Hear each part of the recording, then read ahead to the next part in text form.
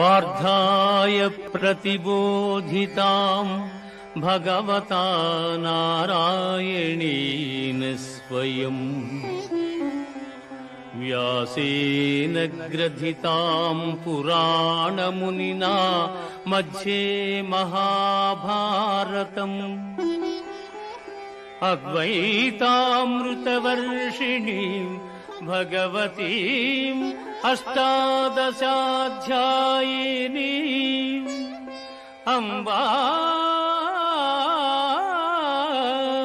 త్వామనుసందధామి భగవద్గీతే భవద్వేషిణీం భగవద్గీతే భవద్వేషిణీం. భగవద్గీత మహాభారతము యొక్క సమగ్ర సారాంశము. భక్తుడైన అర్జునునకు అనర్చిన ఉపదేశమే గీతా సారాంశము. భారత యుద్ధము జరగరాదని సర్వవిధములా భగవానుడు ప్రయత్నించెను. కాని ఆ మహానుభావుని ప్రయత్నములు వ్యర్థములాయను.